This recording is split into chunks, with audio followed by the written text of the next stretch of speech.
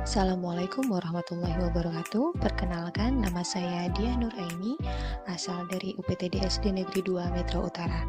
Di sini saya akan membagikan aksi nyata untuk menyebarkan pemahaman mengapa kurikulum perlu dirubah atau perlu berubah. Sebelumnya, kita perlu tahu dulu apa itu pengertian dari kurikulum ya, Bapak Ibu ya.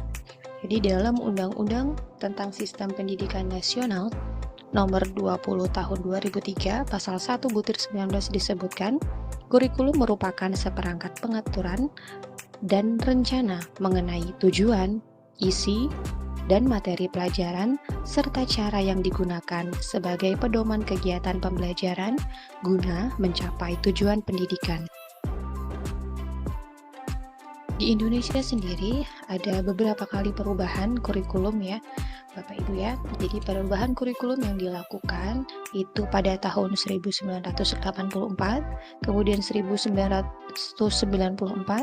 1999, 2004, 2006, 2013 atau lebih dikenal dengan K13, dan kurikulum Merdeka ini yang diluncurkan oleh Menteri Pendidikan, Kebudayaan, Riset dan Teknologi pada Februari 2022 lalu.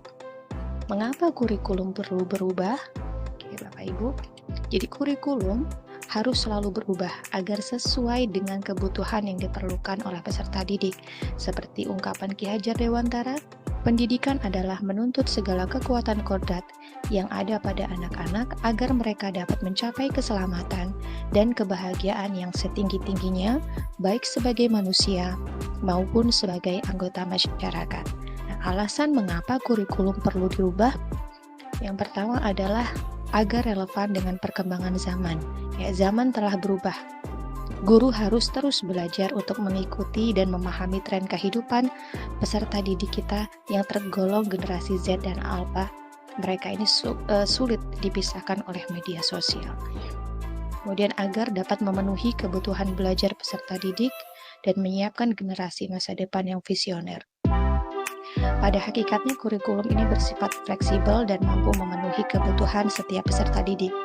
Selain itu, perkembangan zaman dan teknologi ini sudah merubah kebutuhan setiap peserta didik.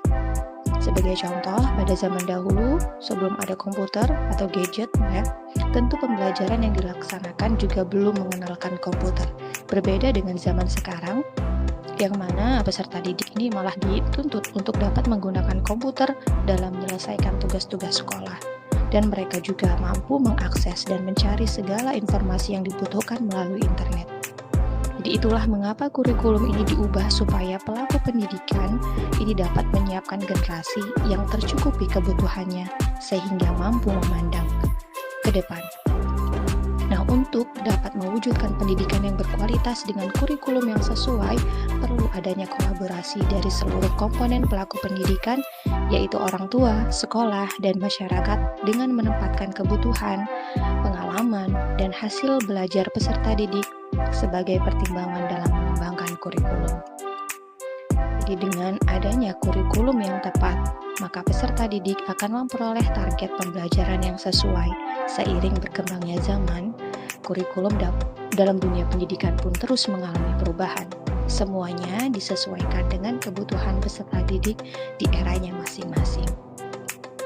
Itu, terima kasih atas perhatiannya.